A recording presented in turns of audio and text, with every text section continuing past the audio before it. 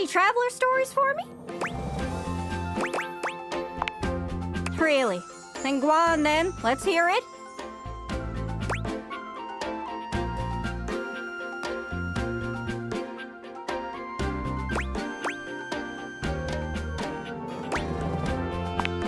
That's lovely. What's all this then? Oh, that's one of the things they say over there. Rubbish. Oh, keep going. You having a laugh? I'm taking the piss. Listen, you two. Canada and America are beholden to England for smithing and refining the language we're speaking right now, which is called...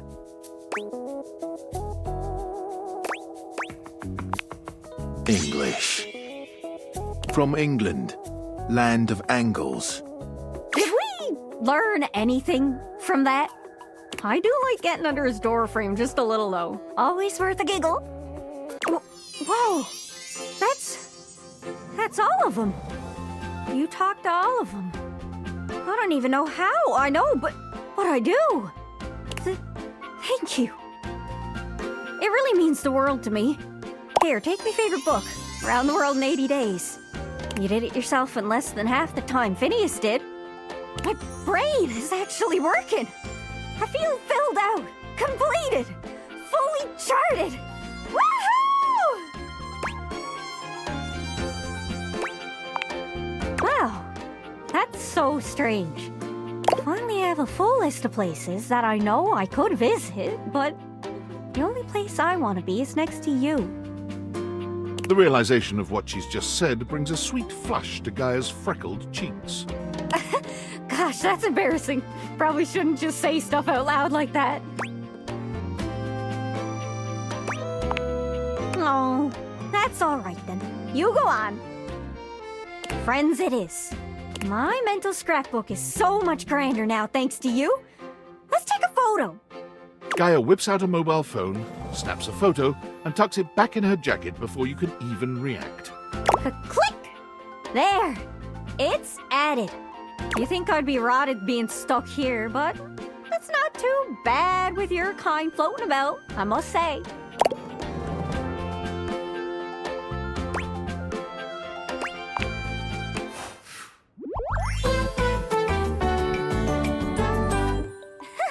What I mean is, I'm glad we're friends.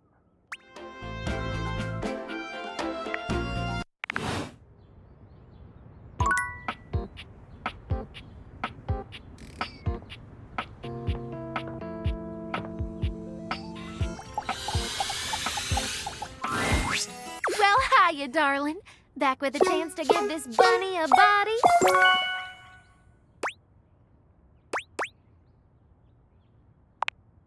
Hello, Dolly. The spectral energy flows through your dateviators, and what was once merely a dust bunny becomes...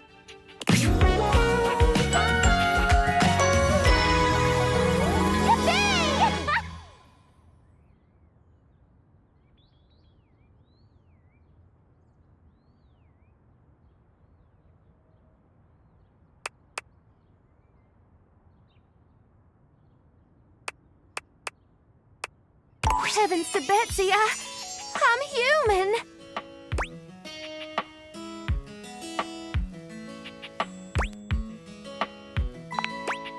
My word, how do y'all think with this lump of squiggly jello sloshing around in your noggin?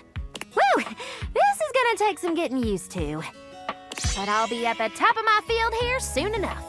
You're no master of statistics, but you know there's a 0% chance she won't make wonderful contributions to your human world.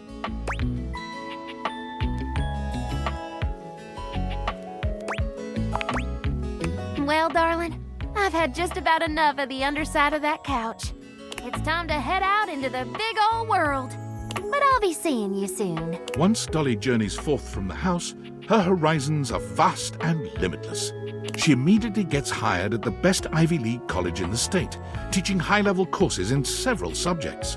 Shortly after, she breaks the record for most subscribers ever on Fans Only. Her screen name is Lingerie Lectures.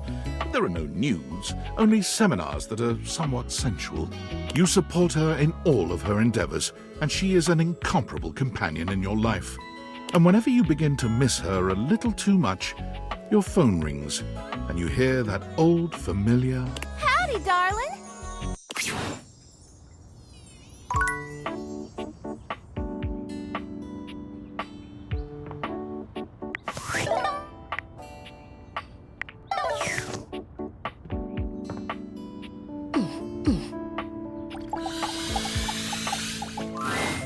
My darling, you've come to take in the sight of your rapturous lover? Or did you want to hear my concerto once more? Alive? I suppose I can give it a try. Have you practiced?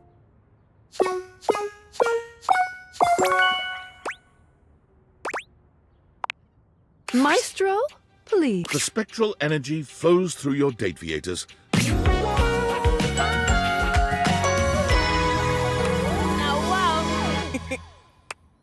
Keys is beautifully human, but she doesn't seem all that excited. She looks down at her body with a calculating gaze. I stand here, alive. Being human is very... Keys claps her hands, stomps her feet, and sings a few notes. unmusical.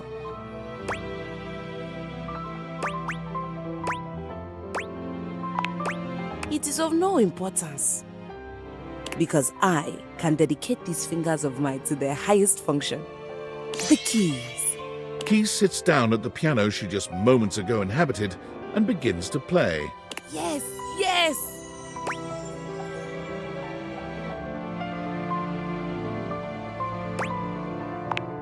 Sadly, even Keys tires of playing the single piano in your household, and she moves out to do something even grander. She quickly plays every piano she sees, finding more and more acclaim as a concert pianist without even trying very hard. But being on stage with merely one piano was not enough for her. I'm going to surround myself with pianos and surround the world with me. Keys buys a grand mansion on a rocky outcrop with 10 rooms, each dedicated to a different type of keyboard instrument: piano, clavichord, spinet, harpsichord, organ. And quickly sets up a variety of streaming equipment to give seminars, concerts, and music appreciation lectures daily, inspiring a generation of musicians and concert-goers into the deep and wonderful world of symphonic music. Again, molto vivace.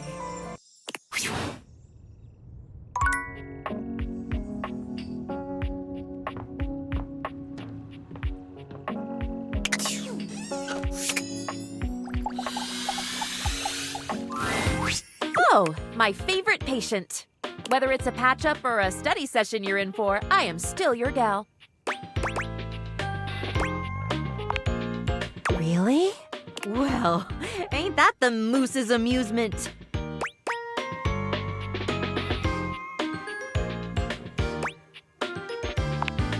It's a pip and a doodle, my friend. So, I'm truly getting realized. You'd like to take this humble... Okay, not so humble doctor-to-be and transform her into a human being? Like the great Dr. Frank Furterstein and his miraculous living bun? Wonderful! Splendiferous! Dumb, diggity, delightful! I'm in. We can do this now, yes? I'm always ready for a life-altering procedure. Bring Farya to life! Clear! The spectral energy flows through your dateviators. Yay!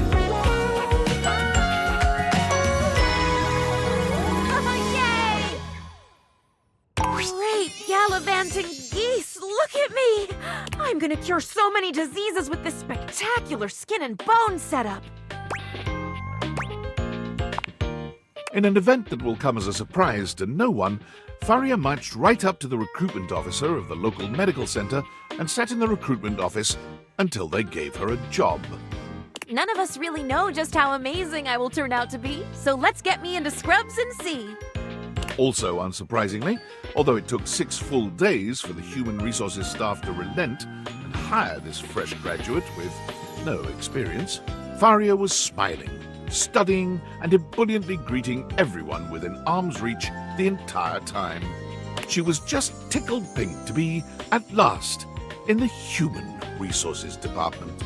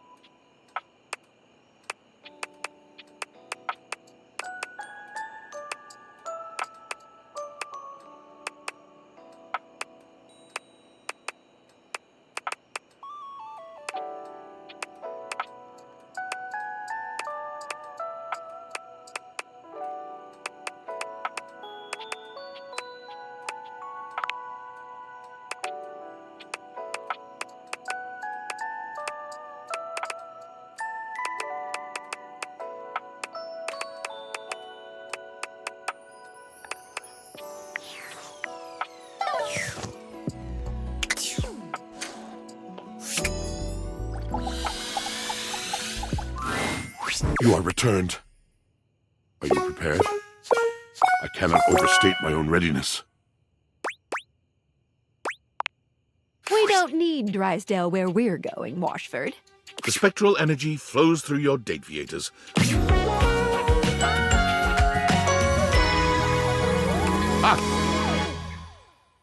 Washford's realization is a much quieter affair than you'd imagined. There's no wonder or laughter, no gasps or cries of amazement. He only inspects himself with a dispassionate gaze, shrugging. Me? What was once merely a washing machine becomes me. Merely me. A machine into a man. And still, merely. Oh, yes, of course. Don't misunderstand. I'm more grateful than I could say. But in some way, I do feel done. Completed. Over. Fascinating sensation, really. Washford denied any interest in involving himself in the world he found outside the house. He travelled mostly by night and always alone, until he found himself in an abandoned cabin on the edge of a high coastal promontory. Over the course of the next several months, he patched and repaired the ailing structure. He bought a tea kettle. He arranged for weekly grocery deliveries, but only to the property edge, to be left there. He filled his cabin with books of every variety and nationality, including a fair number written after the year 1900, as a memory of you. He spends his days reading, writing, and looking out of his window at the lonely sea.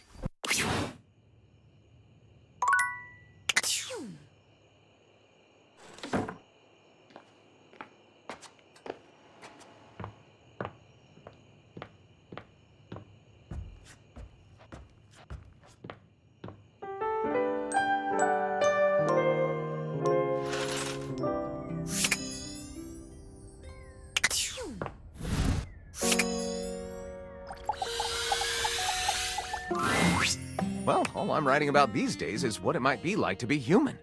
The promise you've made me is turning me into a philosopher.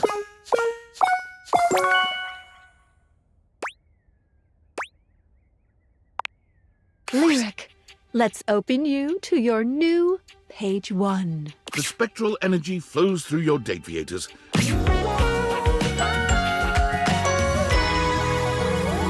Oh! Lyric inspects himself, delighting in his transformation. No longer floating before you, he stands on 2 flesh-and-blood legs, with a gorgeous head of blonde hair that cascades down his face. Well, would you take a good, long, appraising look at this specimen before you? I don't know if I'm the most beautiful thing I've ever seen. That honor still goes to the full and verdant potential of my library, but I am not half bad. My goodness. What will I get up to, I wonder?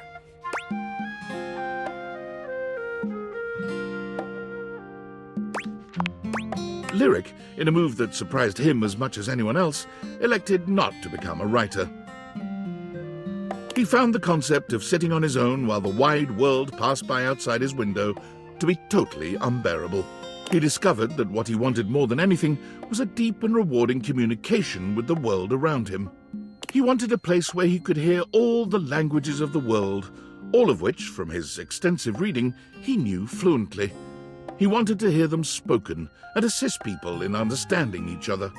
He became the world's first celebrity translator. He volunteered his services with governments all over the world.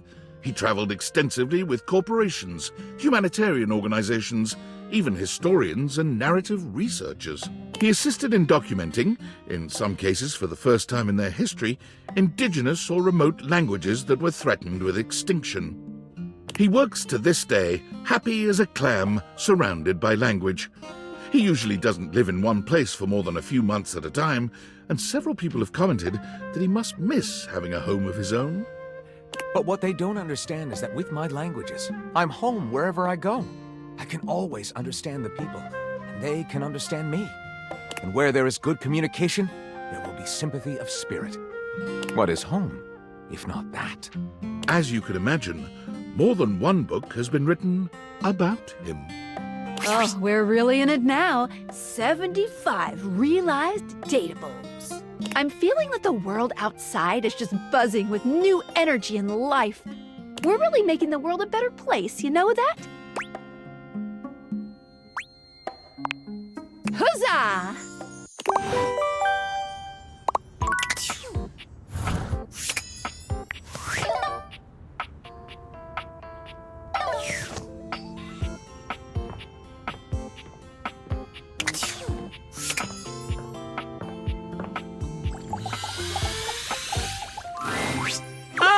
Greetings, co-curator. How lovely it is to see you. Oh dear. Tell me you're not wearing that fantastic red shirt and hoping it's going to count as artistic expression. Because it does. Shall we take a stroll and discuss the fruits of the muses? Or break out the brushes and mangle a canvas or two?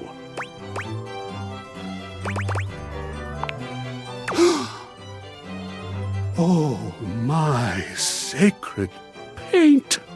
Do you truly mean you're prepared to paint me upon the canvas of reality?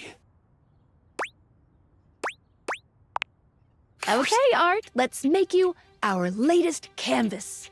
The spectral energy flows through your dateviators.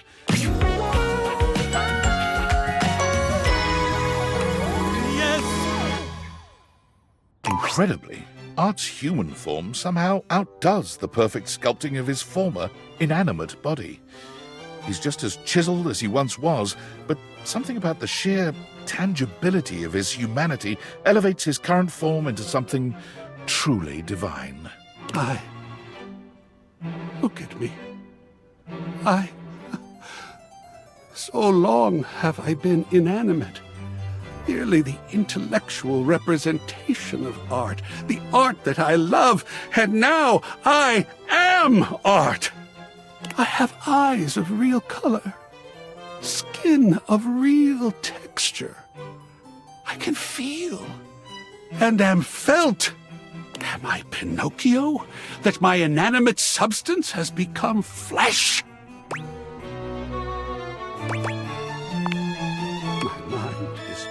Bursting with harmonies, with form, with grand composition. I think truly I might go batty if we don't paint something right this minute. Quickly now, to the brushes. Not a worry. Then I shall get myself right off to the bristler. Damn it. Then to the art supply store.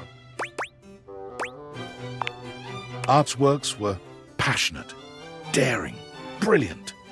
My soul can finally speak. Hear me, O world of fecund radiance.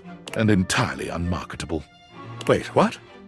After spending 2 years creating works of staggering genius and refusing to cave in to the pressures of the vox populi and the art collecting market, Artt was destitute. Well, that sucks. I did not think that if I became flesh, I'd be subject to the same woes that other flesh is heir to.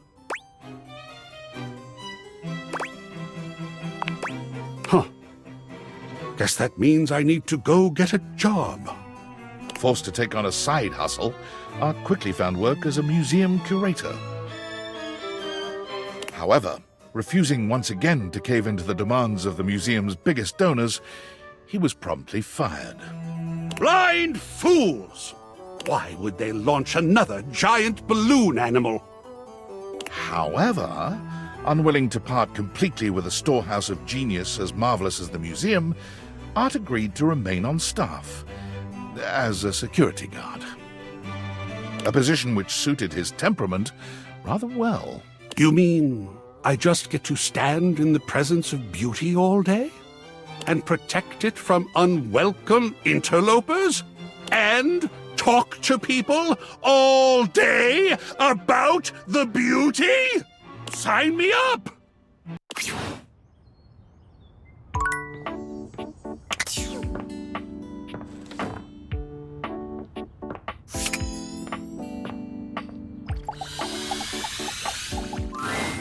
Hey, you. I've been thinking back on all of the things that you said, thinking and reading. I have all of them written down on my blade, next to your autograph, and I have more than enough to think about. How are you? Really?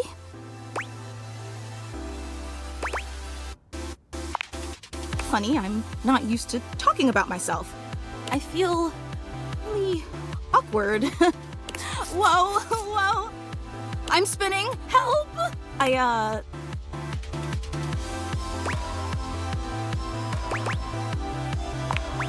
Fantina Fantastico. I'm a pedestal fan with oscillating capabilities. I enjoy cooling, dancing, and ice cream. I never talk about ice cream, but it feels really nice to. It's making me think I'm used to focusing on others rather than myself. Day in, day out, I blast my feelings out into the world when I could do with a little more inward reflection. I'm worth it. I'm worth affection and attention and love. Whew. I think that's enough for one day. Thank you.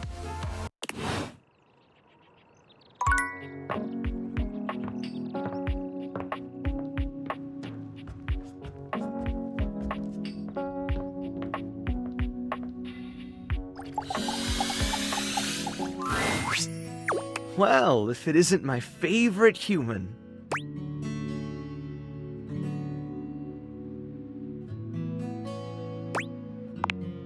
Artt, are you serious? Wait, of course you are. You've always told me the truth before, so it makes sense you'd be telling the truth now. But whoa. I mean, whoa! Let's do it. My rescue is about to get a lot bigger. Can we do it now?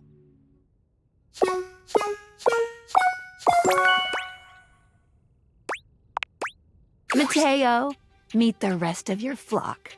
The spectral energy flows through your dateviators.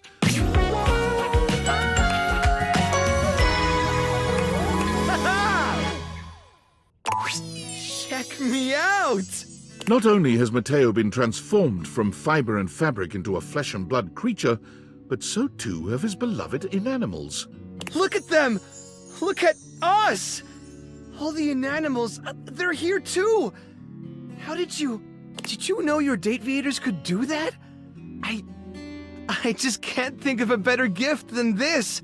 We're together, and our world is so much bigger. The good we can do is so much bigger.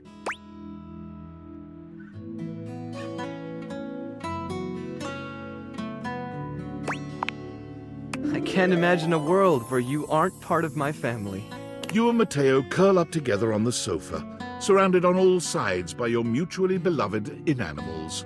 You spend what seems like hours petting them, tickling them, just enjoying the warmth and humanity that you can now share.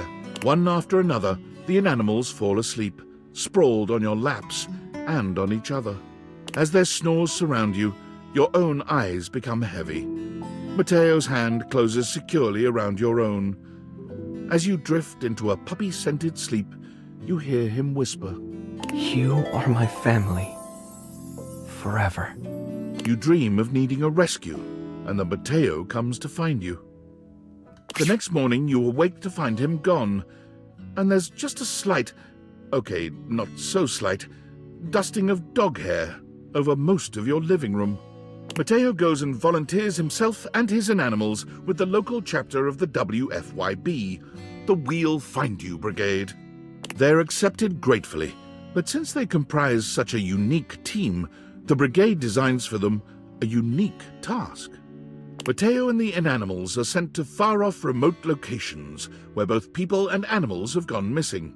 Avalanche sites, deep forests, tropical jungles, forbidding deserts.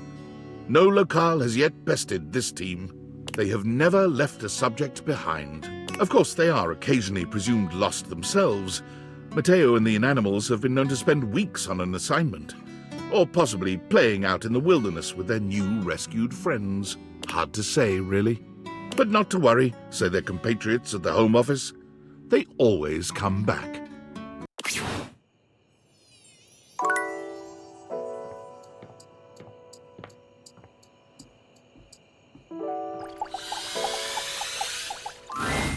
I saw it happen. Keith, my old mate. Goes to show that sometimes friends aren't what you believe them to be. I'll have to have a think about this. I'll have to be more solid, more foundationally secure in who I attach myself to. You don't have any wayward plans, do ya?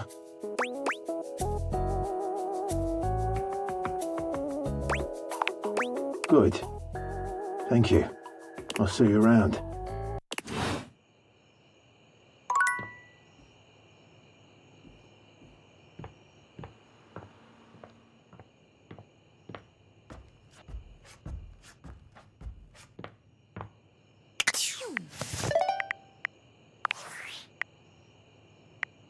Valdivianites, why are you doing this? Don't you know I'm your CEO, David Most? You have to listen to me! And if you don't listen to me, I'm going to fire you. That's right, all of you. Do you think I can't? I can do that. I have the power. Here, look, you're all fired. Call OSHA, I don't care. I don't even know what OSHA stands for. Oh, okay, I'm sorry. I take that back. I don't want to fire you. I don't want to fire anyone. But listen, the government says if the perpetrator doesn't hand over the glasses voluntarily, I'm fired. I told them they couldn't fire me, but apparently I gave them majority ownership of the company during a bender, and so they totally can. So come on, please. Please, just turn over the glasses. Pretty please.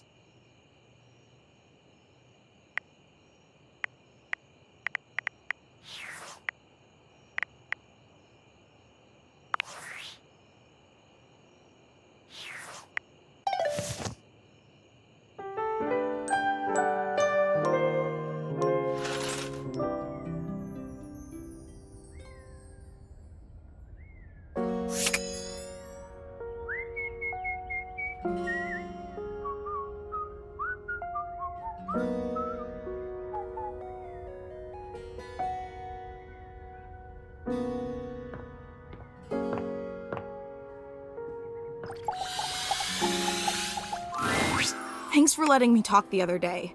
It felt really good. I want to let you know that after some real soul searching, I'm in love with you. For real this time. This time, the love comes from the right place. From loving myself first.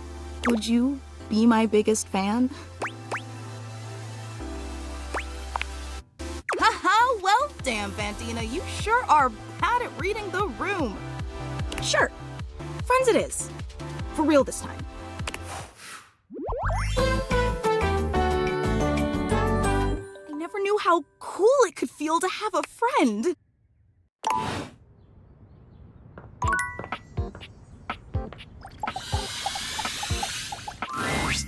The gymnasium. Do you enjoy coming here?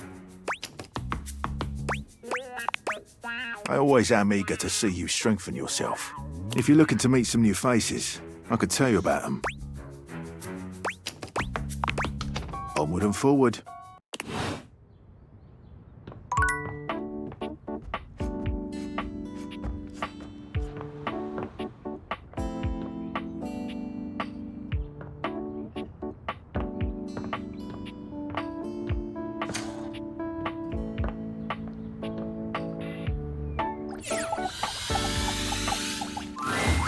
You have returned. Have you come to entertain me, human?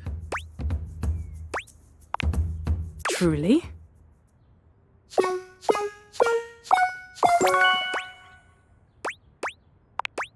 I hope she doesn't feel like this is a downgrade. The spectral energy flows through your date-viators.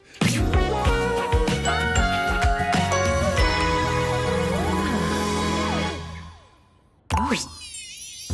I feel so finite. So small. Is this how you've always felt, human? No. I should call you by your name. I am human now, too. I shall have to take your word for it. I suppose there must be some benefit to being human. I will go now and see what there is to see. I shall experience all the things humanity has to offer. If I do not get this small, weak body killed, perhaps I will return someday. Farewell. One might have expected Rongomaiwhenua to hold herself at a distance from humanity, but she embraces these new opportunities to the fullest. She finds she enjoys the dirtiest, messiest experiences. Anything involving dirt and mud is a clear draw. Rongomaiwhenua finds her true calling when she visits a dairy farm. Feeding animals and tending to them is joyful enough, but her first taste of ice cream is absolutely transcendent. She struggles a bit with taking orders, but working with the animals and enjoying a free ice cream cone with each shift eases the burden. She sends you photos of herself, completely stone-faced, bottle-feeding calves and milking cows. She hasn't quite gotten the hang of smiling, but you believe in her.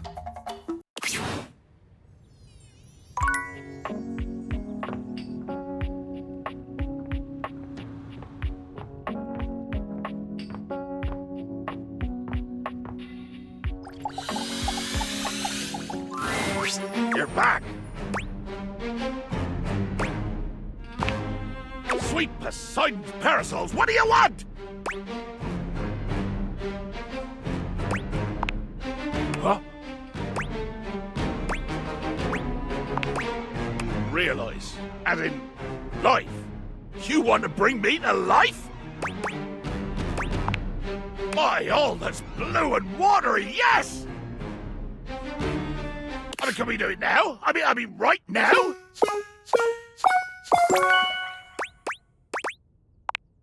Captain Jacques, prepare to be boarded. The spectral energy flows through your date-viators.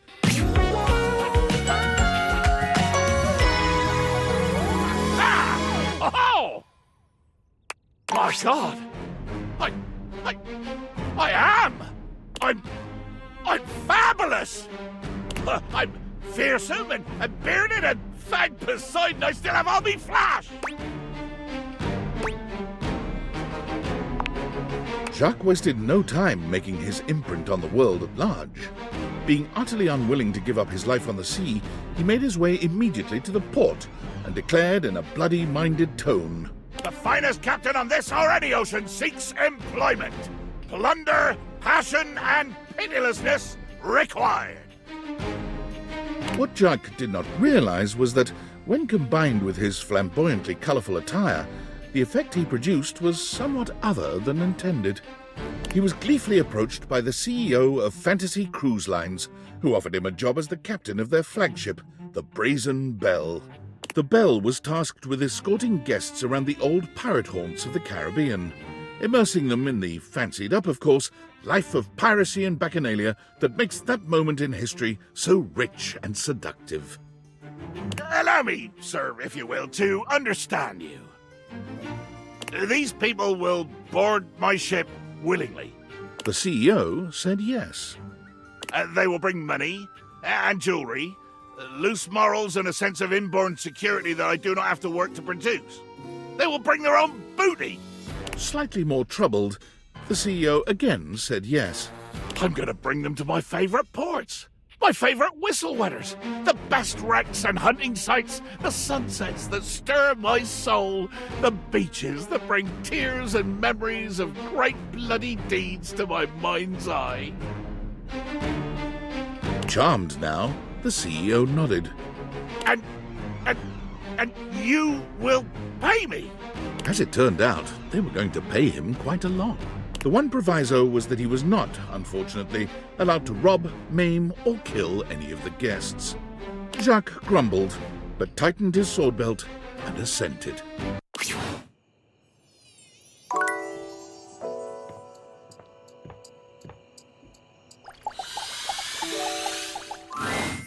So, wanna hang? Huh. No way, really? You mean I get to be a real person named John? Are you sure it's gonna work?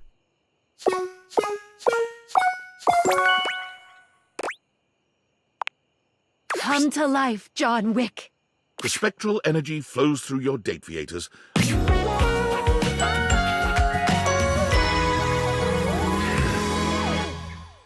John gives himself a once-over. You honestly can't tell if he's impressed with his new body. Huh. So this is the real John Wick. Thank you for making me human. I feel powerful. He curls his hand into a fist, his knuckles cracking from the motion alone. I feel like an alloy of rage and the fire for justice. You can't stop me anyway. The powers that John spoke of were real. When he became a human, the loss of his formerly silvered skin gave him a power unlike anyone else's. The power of pewter. Baser metals quivered at his touch, while fine gold, silver, and platinum remained still and shining. But it was enough to take down anyone who stood in the way of justice. Metal justice.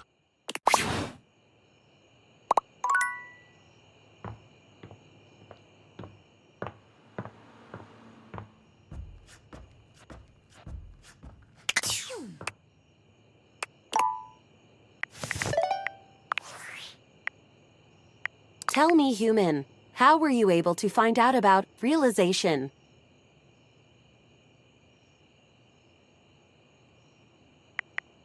Apologies. Allow me to begin the conversation with a proper greeting so as not to alarm. Hello. Tell me, human, how were you able to find out about realization?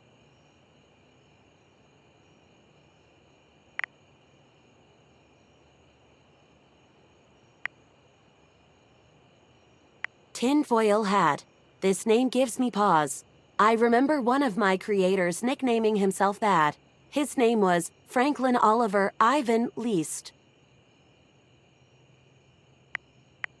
His initial spell, foil, yes. He was a very kind man. I do miss his presence. He filled my initial engineering with a passion for making connections, which I hope I have continued to achieve in my labors. He would speak to me sometimes while working on my code about creating a special type of device that would make a connection with the objects around him in a meaningful way. He wondered what it would be like to surround himself with living versions of the objects, thus giving him friends and lovers, because he felt spurned from his own unrealized love. He wanted to make everything else real, and thus realized. And he spoke of making a device with which to achieve it, the date viators. I would like to be realized without using any such date viators device. I am aware of that. I exist somewhere between these ideas, between object and human. I would like to better understand my being by transforming it into something that can perceive the physical realm in a more meaningful way. Do you think I should find a way to become self-realized?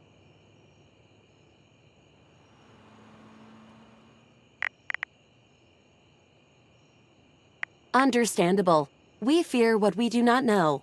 You have not helped me before. I do not trust your judgment here.